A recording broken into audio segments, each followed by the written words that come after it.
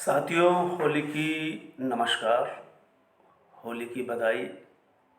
रंग रंगीली होली आप पूरी आधुनिकता के साथ मनाएंगे और जब रंग बिरंगे हो जाएं, घर वाले भी पहचानने न लगे, तब आप अब नल के पानी से सीधे फव्वारे से नहाने के बजाय वॉशिंग मशीन में अपने आप को डाल लें और स्विच ऑन कर लें, बिल्कुल साफ सुथरे हो जाएंगे।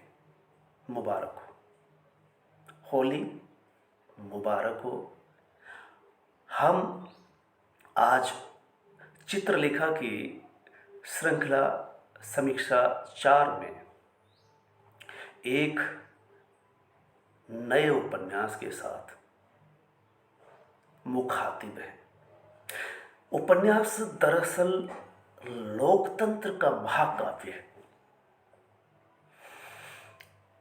आस का महाकाव्य, आधुनिक दौर का महाकाव्य उपन्यास कहलाता है। महाकाव्य जब कहते हैं तो रामायण और महाभारत याद आते हैं। महाभारत में जो कहते हैं कि जो कुछ दुनिया में है वो महाभारत में है, और जो महाभारत में नहीं है वो दुनिया में कहीं नहीं है। ठीक हम उपन्यास के पाठक को इतना जरूर बता सकते हैं कि आपकी जिंदगी में उतार चढ़ाव आएंगे। जब चढ़ाव आते हैं तो हम खुश होते हैं और उतार आते हैं तो हम दुखी होते हैं। लेकिन याद रहे कि जिंदगी का मतलब ही ये निकल के आता है कि इसमें संघर्ष होगा, सुख होगा, दुख भी होगा। उतार चढ़ाव ही जिंदगी है, संघर्ष का नाम ही जीवन है। आप इससे बच नहीं सकते। और उपन्यास की सारी कथाएं, सारी विषय वस्तु, सभी उपन्यासों की घूम फिर करके यहीं आती है कि आपके सामने इस समाज का कोई एक सच, कोई एक बड़ा सवाल आपके सामने होता है और आप उससे बराबर रूबरू होते हैं। तो हम ये मान सकते हैं, समझ सकते हैं और जान सकते हैं कि अगर आप उपन्यास के पाठक हैं तो जिंदगी में आने वाले उतार चढ़ाव से निडर होकर के सामना कर सकते हैं और उस छुपे हुए जीवन को अपने सामने पाते हैं। इसीलिए कहते हैं कि जो साहित्य के पाठक हैं या जो किताबों से दोस्ती करते हैं वे अवसादग्रस्त नहीं हो सकते। इसी बात पर मैं ये कह दूं, सलाह दूं, आगाह कर दूं कि कोचिंग को लेकर के जो बवाल मचा हुआ है, हमारे युवा असमय मौत को गले लगा रहे हैं। अगर कोचिंग पढ़ने वाले उपन्यास के पाठक हो जाएं तो मेरा दावा है कि वे कम से कम आत्महत्या नहीं कर सकते। ये उपन्यास की ताकत है। उपन्यास चूंकि सवाल करता है, आपको समाज के सामने रूबरू करता है, समाज को आईने की तरह आपके सामने लेकर के आता है। चलिए फिर हम कभी इस पर विस्तार से बात करेंगे कि उपन्यास पाठक के लिए क्यों कर महत्वपूर्ण है। तो साथियों, इस होली के पावन पर्व पर आप रंग लगाएं, लेकिन इतना जरूर ध्यान रखें कि मनुष्य हैं और मनुष्यता से पेश आए। आधुनिक दौर में हैं तो आधुनिक होने का एहसास सामने वाले को कराएं। हम किसी भी पर्व को मनाएं, रूढ़ियाँ उसमें जुड़ी हुई है। होली मनाते हैं तो कीचड़ दूसरे पर न डाला जाए, दिवाली मनाते हैं तो इतने फटाके न चलाएं कि किसी के कान के पर्दे फट जाए। हमारे दो महत्वपूर्ण पर्व रूढ़ियों से आबद्ध। ये मैं हाल ही में जब उपन्यास की बात कर रहा हूं तो आपके सामने चित्रलेखा उपन्यास और दूसरे उपन्यास का हम परिचय दें उससे पहले ये चित्रलेखा पर लगभग चौथी बात हो रही है हमारी। शुरुआत स्थान से होती है। स्थान में कथावाचक की जब बात आती है तो सवाल ये उठता है कि आज कथावाचक आपके मोहल्ले में, शहर में या संभाग में, प्रदेश या देश में कहीं न कहीं कथावाचन कर रहा है और दूर जाने की जरूरत नहीं है। जब भी टीवी ऑन करेंगे, आस्था जैसे चैनल आरंभ करेंगे तो कोई न कोई कथावाचक आपके सामने होगा। हाल ही में मेरे कानों में वो आवाज़ पड़ी जब एक कथावाचक कैंसर जैसे बीमारियों का इलाज करता हुआ नजर आया। कथावाचक, गौर करें, बाबा रामदेव साधना करवाते हैं जिसे लोगों की भाषा में कहे सांस फेंकना, और सांस फेंकने से आती जाती सांस भी इस तरह से जैसे धोंकने की तरह चलती है, जैसे ट्रेन गुजर रही हो। और वो भी दावा करते रहे कि कैंसर भी इससे साफ हो जाएगा,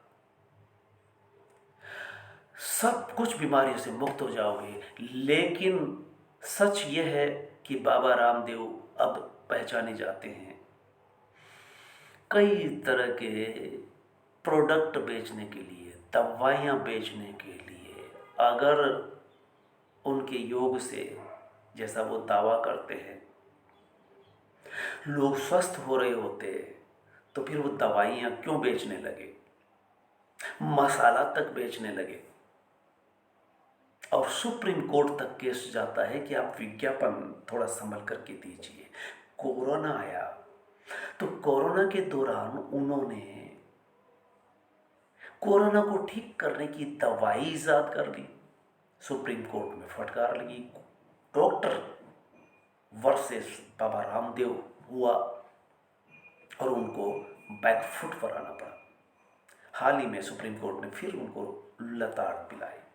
इस वक्त सुप्रीम कोर्ट तीसरा स्तंभ की भूमिका बखूबी निभा रहा है। जब मीडिया धराशायी, लमलोट, समर्पित है, ऐसे में वापस सुप्रीम कोर्ट लोकतंत्र को बचाने के लिए वॉशिंग मशीन में जो धुलाई हो रही है उस पर सवाल खड़ा किए जा रहे हैं। तो बाबा रामदेव का सवाल इसलिए है कि चित्रलेखा में भी कुमारगिरी योगी है और स्थान में एक कथावाचक दूसरे साधु है, और जो बगल में चित्रलेखा के उपन्यास दिखाई दे रहा है, विषय पुरुष मस्तराम कपूर बहुत अच्छे राइटर रहे, जनसत्ता में लिखते रहे। और विषय पुरुष की कहानी कहते कहते हम इतना बता दें कि जो खास करके स्कूल और महाविद्यालय में पठन पाठन करते हैं, अध्यापन करते हैं, इस उपन्यास का नायक ऐसा ही पात्र है। और अंततः वह किसी एक आश्रम में पहुंच जाता है और प्रवचन, व्याख्यान देने का काम करने लगता है। देखिए, आपके सामने यह चौथा उपन्यास है। पहला महाभिषण, दूसरा स्थान, तीसरा चित्रलेखा, और ये चौथा उपन्यास विषय पुरुष, जिसमें भी आश्रम आता है। शायद आप समझ जाएंगे कि महाभिषक के नायक की तुलना किसी भी उपन्यास के नायक से संभव नहीं है। बुद्ध को महामानव कह सकते हैं। एक तरफ आपके सारे अवतार है, दूसरी तरफ गौतम बुद्ध है, जो एक तरह से पूरे विश्व में जिनकी पहचान बनती है, ऐसा ऐतिहासिक पुरुष जो साधुता के मापदंड पर पहले स्थान पर है। ऐसे में आस्थान का नायक हो या विषय पुरुष का, या फिर चित्रलेखा का कुमारगिरी योगी। कुमारगिरी योगी से यह पता चलता है कि जब उपन्यास का आरंभ होता है तब वह योगी के रूप में चंद्रगुप्त के दरबार में ज्ञान चर्चा करते हुए चाणक्य से और दरबारियों से मुखातिब होते हैं, और बीच के अंतराल में वो चित्रलेखा वर्सेस कुमारगिरी योगी, और अंत में सामंत बीजगुप्त त्याग की मिसाल कायम करते हुए पाठक के सामने भगवती चरण वर्मा एक ऐसा आईना पेश करते हैं कि आप साधुता के लबादे में होकर के, बहुत बड़े योगी होकर के भी आप फिसल सकते हैं, स्खलित हो सकते हैं आपके रास्ते से।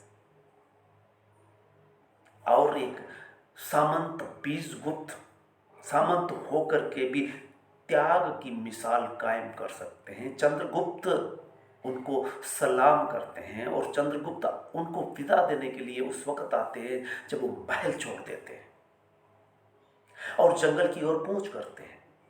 तब चित्रलेखा मिलती है, और चित्रलेखा का दृष्टिकोण पाठक के सामने होता है। चित्रलेखा और सामंत बीजगुप्त जिसकी दोस्ती इस उपन्यास में बखूबी चित्रित की गई है, और इनकी दोस्ती भी एक मिसाल कायम करती है।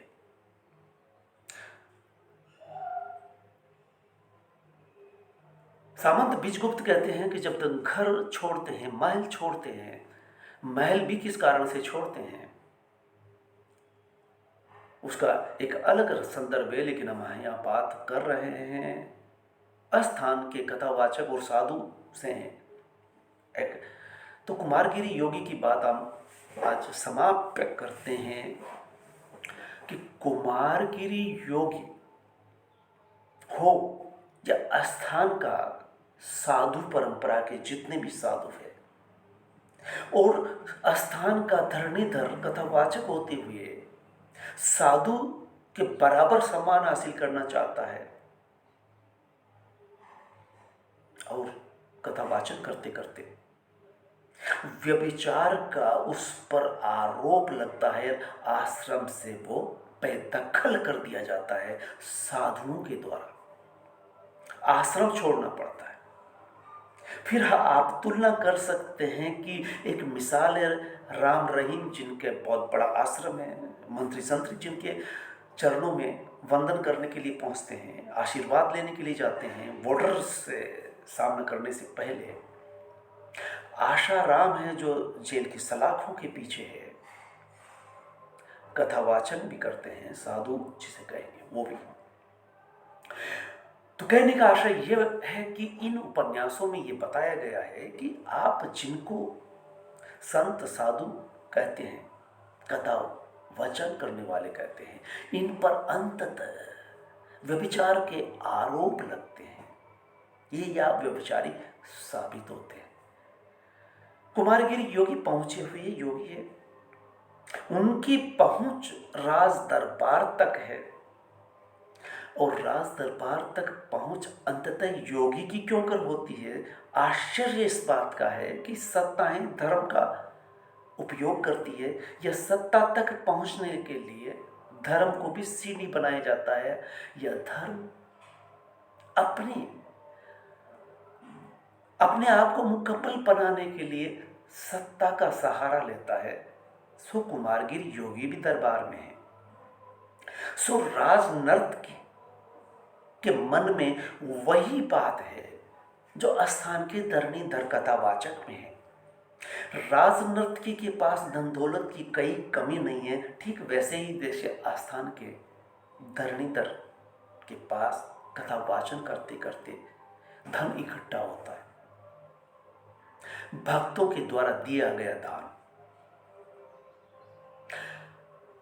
और अब ये कथावाचक आपके घर तक टीवी ऑन करते ही दावा कर रहे हैं कि किस तरह से बीमारियां भी ठीक हो रही है, बशर्ते कि वो जैसा कहते हैं वैसा पाठ करें, मंत्र जाप करें, व्रत उपवास करें, जैसा बाबा रामदेव दावा करते रहे। आशाराम का जब प्रवचन होता है वहां पर बाकायदा एक बाजार सस्ता है, अगरबत्तियों से लेकर के परफ्यूम तक, साबुन तक,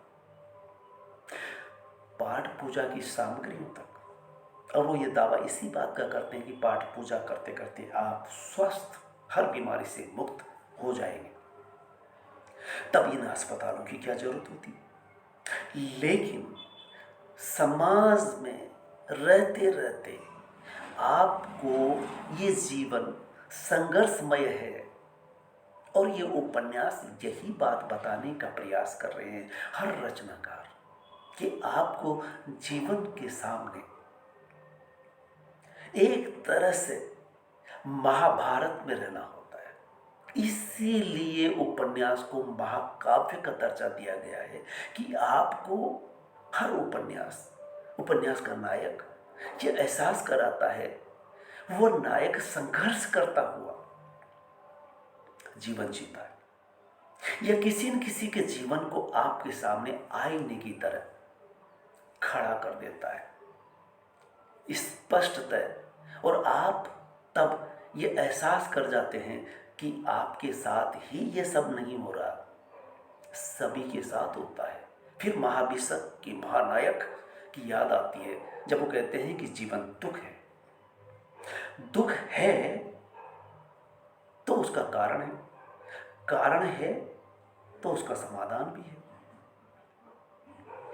तो जो बात महाभिषक बताते हैं, इस समाज का जो रोग है, मनुष्य का जो रोग है, उसका उपाय उन्होंने बताया।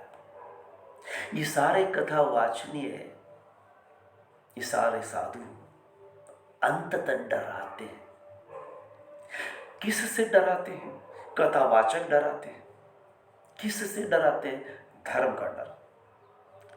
धर्म से डर मुक्त होना चाहिए, लेकिन हर धर्माचार्य, हर सत्ताधारी डरा करके अपनी सत्ता चलाता है। धर्म की सत्ता भी अगर चलानी है तो डर आपके अंदर इंजेक्ट करना पड़ेगा। कथा वाचन करते करते किससे डराते हैं? आप दान दीजिए, आपको ऊपर जाने का रास्ता मिलेगा, सीढ़ियां आपके दान से बनेगी। और दान किसको देना है? जो कथा वाचन कर रहा है। अगर वो दान करने से ऊपर का रास्ता खुलता है तो दान लेने वाले का क्या होगा? और जरूरत से ज्यादा लेने वाले का क्या होगा? बुद्ध महासाधु इसलिए कहेंगे, महाभिषक इसलिए कहेंगे कि उन्होंने समाज के रोग को जड़मूल किया। राग द्वेष से परे आप हो सकते हैं। ये मैसेज क्या कथावाचक दे पाते हैं? मैं धन्यवाद देता हूं स्थान के लेखक राजनारायण बोरे का, मरहूम भगवती चरण वर्मा के द्वारा रचित चित्रलेखा का, के रचयिता का, कि उन्होंने पाठकों के सामने एक आईने की तरह साफ कर दिया, आशाराम पर उपन्यास लिखे जाने की जरूरत है। लेकिन 80-90 साल पहले भगवती चरण वर्मा ने कुमार योगी के रूप में जो पात्र चित्रित किया, जो चित्रलेखा को दीक्षा देने से घबराता है, डरता है कि सन्यासी को स्त्री से दूर रहना चाहिए, लेकिन फिर जब चित्रलेखा बहस करती है, तार्किक हो, राजनर्थ की, कहती है कि आपको जो मिल रहा है वो समाज को मिलना चाहिए। शायद भगवती चरण वर्मा के दिमाग में गौतम बुद्ध का वो मैसेज भी रहा था, जब आनंद गौतम बुद्ध से कहते हैं कि महिलाओं का भी उद्धार होना चाहिए, हमारे संघ में महिलाओं का भी आगमन होना चाहिए, उनको भी दुख से मुक्त होना चाहिए। तो बुद्ध ने कहा था कि अब यह संघ 500 साल तक आबाद चल सकता है, अन्यथा 1000 साल तक चलता। लेकिन मैं ये कहता हूं 1000 नहीं, सदियों तक चलेगा, चलता ही रहेगा। उन्होंने जो औषधि दी है, और ये कथावाचन, ये साधु कथित फिर बरगलाते हैं, वो बात नहीं कहते जो महाभिषक ने हम सबको दी।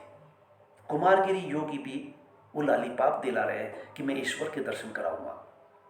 मैं पिछली बार विस्तार से बता चुका हूं कि जब खतरा महसूस होता है सत्ता को, तो धर्म की शरण में जाता है, और धर्माचार्य को जब खतरा होता है चाणक्य से, राजनर्तकी से, तब वो डराते हैं। कुमारगिरी योगी ने कहा, जब समाज दरबार मनोरंजन करने के मूड में था, तो बीच में वो टपकता है, खलल पैदा करता है। दरबारियों के सामने जब चित्रहार चल रहा था, राजनर्तकी का नृत्य चल रहा था, तब वो बोलता है ऊंची आवाज में, जो दरबारियों को बेसुरी लगती है, और कहते हैं कि कुमारगिरी योगी अब रहने दो, ज्ञान चर्चा बहुत होगी, अब हम ये मनोरंजन कर रहे हैं।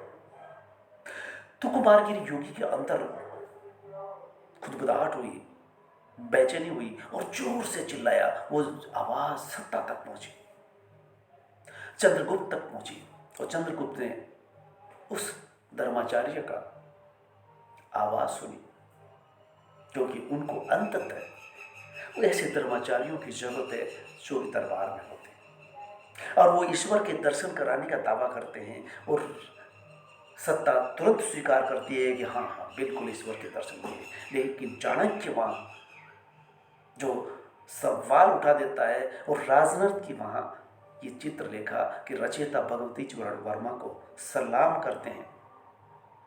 ऐसा एक वाकया, ये उपन्यास हर पढ़े लिखे को पढ़ना चाहिए। मैं तो ये कहूं कि इस साधुता के नाम पर जो विचार होता है, और आशाराम राम रहीम मिसाल है, या धरणीधर जो इशारा करते हैं, और ये जो कथावाचक बार बार बड़ी बड़ी बीमारियों को ठीक करने का दावा कर रहे हैं, इनकी पोल इस तरह से खुल सकती है कि कुमारगिरी योगी जब कहते हैं कि मैं ईश्वर के दर्शन कराऊंगा, क्या जरूरत थी? और ये करा रहे हैं, और लोग कर रहे हैं। राजसत्ता कर रही है, राजसत्ता मंदिर की चौखटों पर माथा क्यों रगड़ रही है? जनता को दिखाना चाहते हैं कि हम देखें कितने भक्त हैं। तो चित्रलेखा उपन्यास आज के लिए बड़ा मौजूद है। जब पहुंचा हुआ कथावाचक आशाराम जेल की सलाखों में, और आस्थान का धरणीधर आईने की तरह समाज में पेश करता है। फिर चित्रलेखा।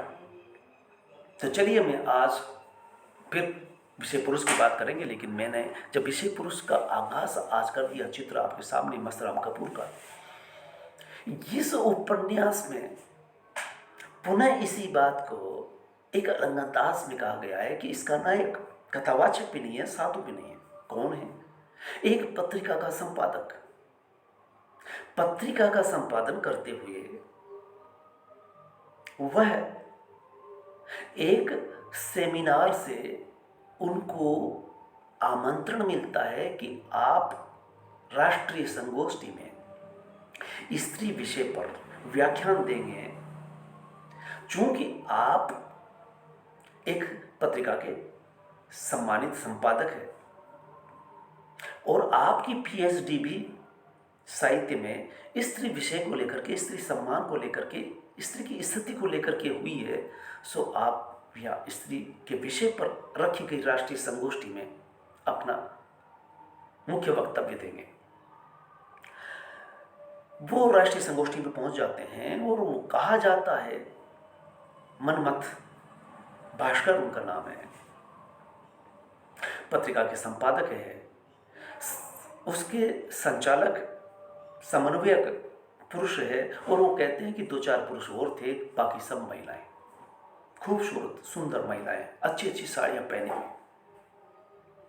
उसी वक्त उनके बगल से एक युवती गुजरती है जिसको देख करके वो चौंक पड़ते हैं, उसके रूप और सौंदर्य को देख करके, और वो बहुत देर तक उसी ही खोजते रहते हैं